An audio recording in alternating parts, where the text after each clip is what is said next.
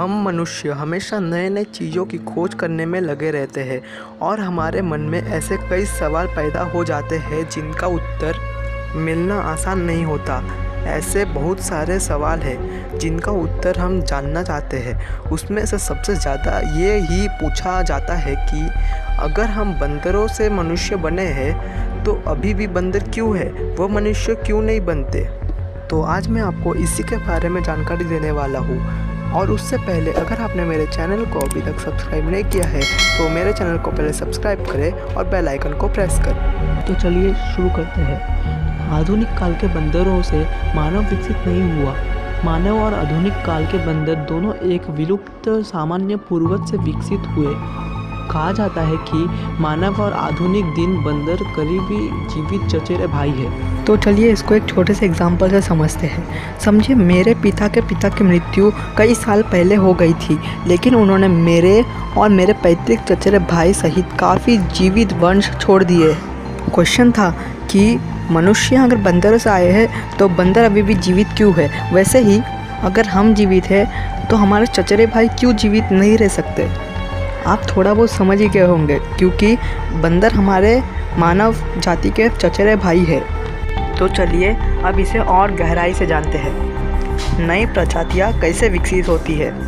नई प्रजातियां आमतौर पर तब उत्पन्न होती है जब किसी मौजूदा प्रजाति की छोटी उपजनसंख्या किसी तरह से बाकी प्रजातियों से अलग थलग हो जाती है और मूल रूप से मूल जनसंख्या से विचलन करती है। यानी कि कुछ जेनेटिकल डिफरेंसेस के कारण एक ही प्रजाति की थोड़ी जनसंख्या एक दूसरे से अलग हो जाती है, यानी कि उनके डीएनए में कुछ डिफरेंस आ जाता है और ये डिफरेंस बहुत ही थोड़ा होता है। तो चलिए इसे हम लोग एक एग्जाम्पल से समझते हैं। जैसे कि बंदरों की तो पूंछ होती है, लेकिन कुछ जेनेटिकली डिफरेंसेस के कारण उन लोग की पूंछ धीरे धीरे गायब होती गई और वो धीरे धीरे इंसानों की तरह बन गए। और इस प्रोसेस को पूरा होने में कई दिन नहीं, कई महीने नहीं, कम से कम लाखों करोड़ों साल लग गए। इससे हम समझ सकते हैं कि इवोल्यूशन एक बहुत ही स्लो प्रोसेस है। छोटी सी जेनेटिकल डिफरेंसेस के कारण वो बंदर कहाँ से कहाँ पहुँच गए। और ये जेनेटिकली डिफरेंसेस ये फुल्ली परिस्थितियों के ऊपर डिपेंड है। लेकिन इवोल्यूशन भी बहुत ही ज़्यादा ज़रूरी है। आपको तो पता ही होगा कि संसार का नियम है बदलाव, इसलिए इवोल्यूशन भी उतना ही ज़्यादा ज़रूरी है। मेरे ख्याल से आप समझ ही गए होंगे कि इवोल्यूशन क्या होता है।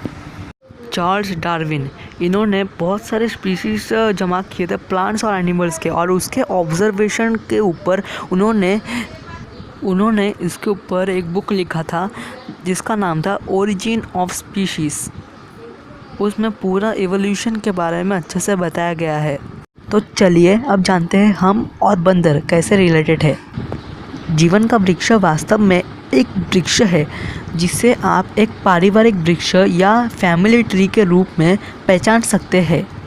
उस अर्थ में हम और बंदर चचेरे भाई है, क्योंकि ना कि वो हमसे विकसित हुए हैं ना ही हम उनसे विकसित हुए हैं। हाँ, लेकिन कह सकते हैं कि हमारे ग्रैंड पेरेंट्स सेम थे।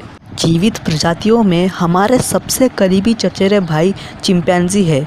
हम अपने जीनोम का 96% हिस्सा रखते हैं और एक सामान्य पूर्वज है जो लगभग 6 मिलियन से 8 मिलियन साल पहले रहता था। तो चलिए अब जानते हैं कि क्या हम सच में बंदरों से विकसित हुए हैं। वर्तमान अफ्रीका के बंदरों के साथ साझा किए जाने वाले सामान्य पूर्वज कम से कम 20 मिलियन वर्ष पहले रहते थे।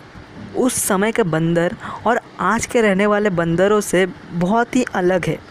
इसका मतलब हम असल में आज के रहने वाले बंदरों से इवॉल्व नहीं हुए हैं, हम असल में पहले के जो बंदर रहते थे उनसे इवॉल्व हुए हैं। भविष्य में ऐसा भी हो सकता है कि हमसे या अभी के रहने वाले बंदरों से कोई नई प्रजाति उत्पन्न हो। जैसे कि मैंने बताया था, बदलाव संसार का नियम है, लेकिन ये 1-2 साल की बात नहीं है। कम से कम इसमें हज़ारों लाखों करोड़ों साल लगते हैं। क्या हम लोग बंदरों से इवॉल्व हुए हैं? अगर हाँ, तो वो अभी भी जीवित क्यों है? इसके दो आंसर है।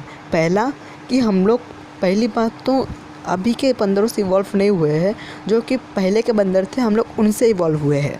और जैसे कि मैंने पहले ही बताया था कि हम और बंदर एक दूसरे के चचेरे भाई है, और हम लोग जिस बंदर से इवॉल्व हुए थे वो अभी दुनिया में नहीं है। तो यही थी इस चीज़ के बारे में जानकारी।